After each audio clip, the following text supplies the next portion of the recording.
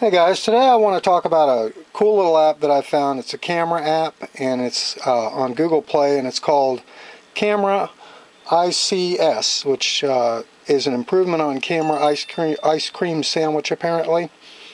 And what I like about this is it replaces your normal ice cream sandwich camera with a little bit more functional and easy to use camera here. Let me make sure I'm not getting in the glare here. Zoom out a little bit. Yeah, okay. Alright, let me show you some of the features of this. This is the trial version, so it comes with an ad. If you want to spend $1, that's kind of cool. You know, just go ahead and get rid of that ad. But I figured I'd try it out and just check it out on the trial version. What I like about this is, oops, let's see, probably ought to get my screen back.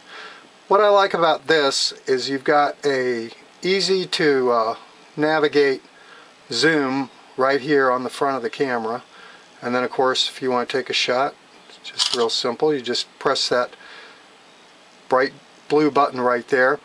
But let me go through some of the menus and the options that this thing offers here. First, you just hit this little thing down below here, and you can go and turn on and off your flash. You can leave it on auto, on or off. I just leave mine on auto. You can set your white balance for incandescent, daylight, fluorescent, cloudy, or auto. I leave mine on auto as well on that.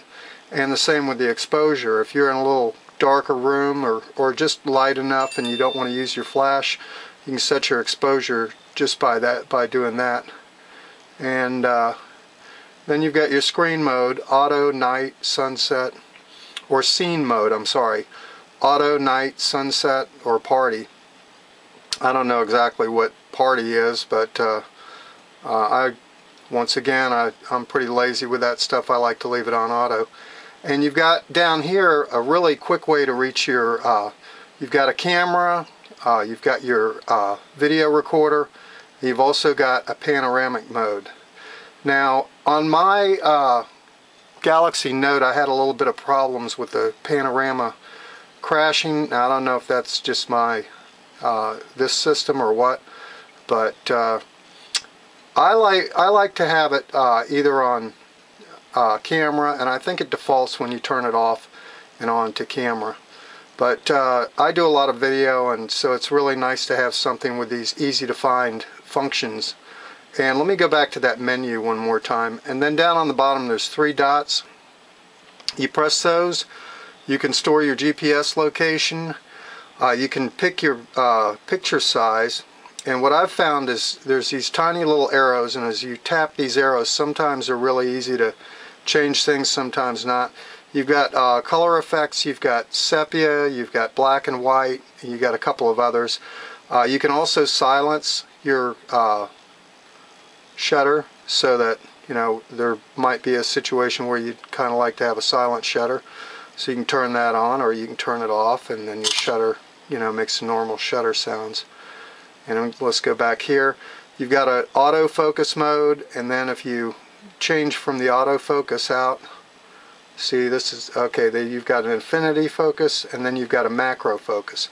I really like that this has a macro focus, and it seems to, if you can see that in the background there, well, let me pull that out.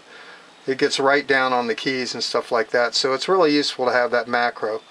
And I'm going to go back over here to automatic now, and you know, in automatic it seems to go right in pretty good too.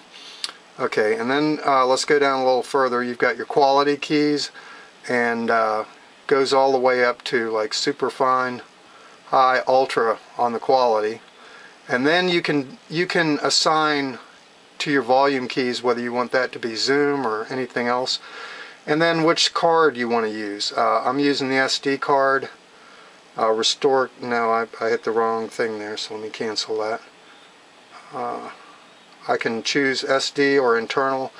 I choose to use the SD.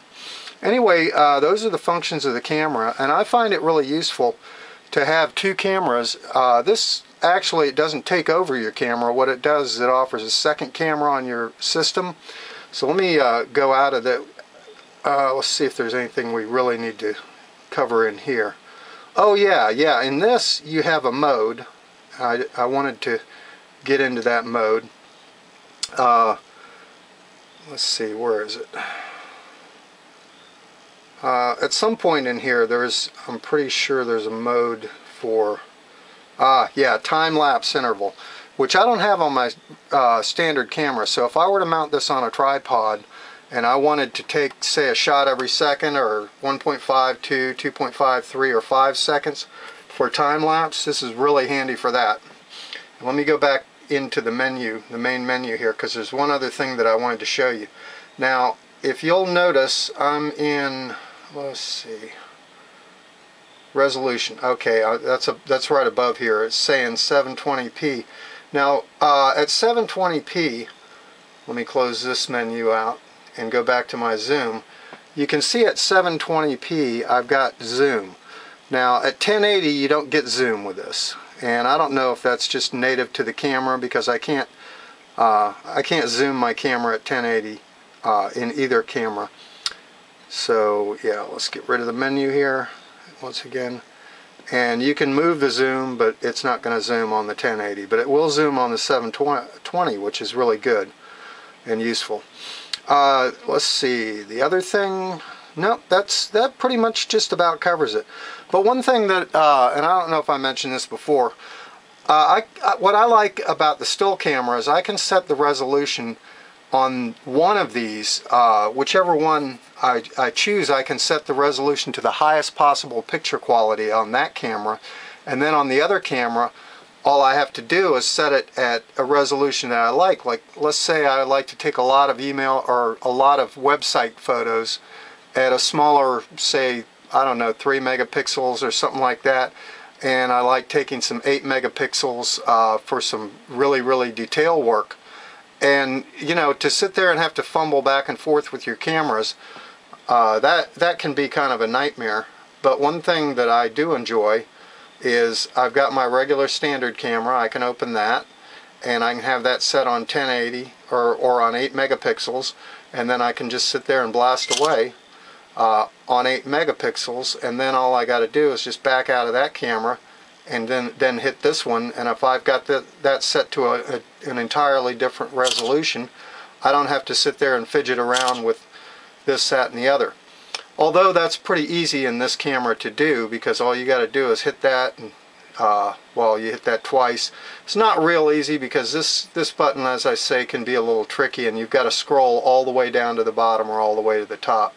So if you like taking them email size and you like taking them, you know, poster size, it's a good way to go, is to have 2 different apps on your phone. And I would just try them out, because there's a bunch of these camera apps, but that's what this one does. And I really like it. I might hang on to it for a while. If I do, I'll go ahead and sweat the big 99 cents and get the ad off of there. But the ad doesn't really disturb me right now for testing phases. But anyway, yes, this is Camera ICS, and let me check on the website here and see if it's ICS improved or anything. No, it's just called Camera ICS by Mobile Links, MOBLYNX, and find it on Google Play. Download the free version. If you like that, then download, you know, then go ahead and buy it. But the free version, as far as I know, does exactly what the paid version does, except you just get rid of this ad. Thank you for watching. I hope this has been helpful to you, and if it has, please give me a thumbs up, comment, rate, and subscribe, and I'll be covering a whole lot more Android apps, and hope to see you soon. Have a great one.